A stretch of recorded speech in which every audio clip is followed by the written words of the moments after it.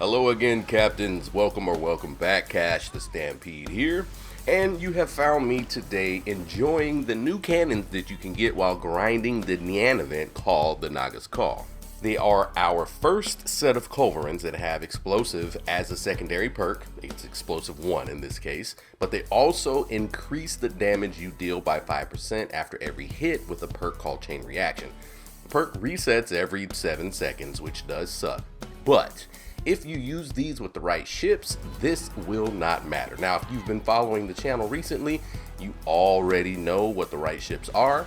That's the Paddy and the Sloop, the undisputed kings of boom in Skull and Bones.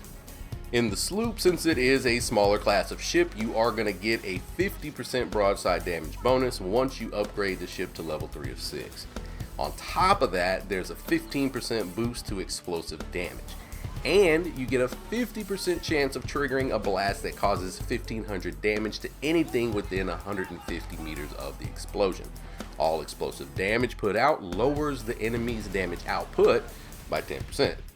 Now, in the Paddy, you get a 70% chance of triggering a blast that causes 1000 damage to anything within 125 meters of the explosion, and a 100% chance to trigger an explosion if the ship is on fire. You get free weapon damage radius of 12% for explosive weapons, and fully upgraded, level 6 of 6, you even get a 20% boost to your explosive damage when you're moving at half sails. And both ships get a damage increase when attacking structures, which is basically any building or tower in the game. Now, usually the best way to pile on a large number of explosions during your attack runs while sailing these ships was obviously going to be using rockets as your auxiliary weapon.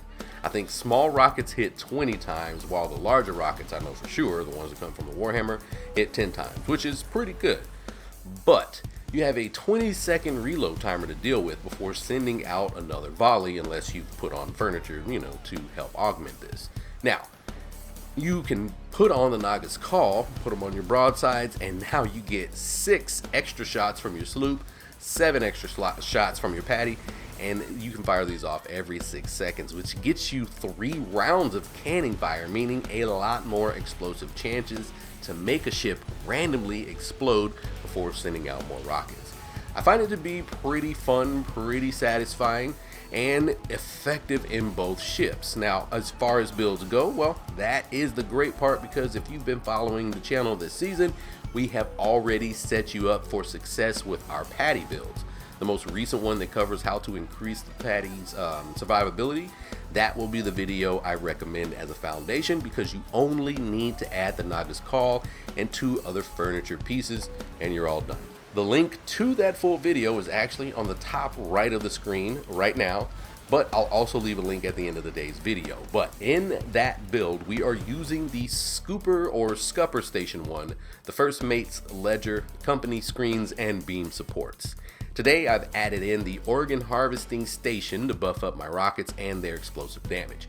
I'm going to get reduced reload time here, increased secondary damage, which is our explosive damage, and if we're attacking when not at full health, we get a 5% increase to our rocket damage for every 20% of whole health that we are missing from our ship. To buff up the Naga's Call a bit, we have the Culverin Works 1, which boosts the explosive damage of our cannons. And I am using the Darndanalis. I'm using our favorite explosive bombards on the bow and stern, which I already knew would be really good on the Paddy, but since we haven't used them yet in any of our Paddy builds, figured this was a perfect time to go ahead and add it in. And when it comes to the Sloop, super easy, barely an inconvenience. Just take the Paddy build and use it here too. In fact, you should be seeing the Sloop right now in action on screen, and yeah, it works pretty damn good. Same armor, same gun, same furniture, similar results, maybe in some situations better, question mark.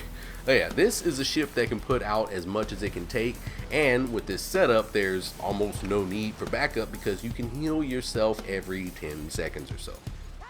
And when it comes to the best time to use this build on these ships, I'll be honest, this shit is flexible. You can use it in almost anything that you're doing in the game.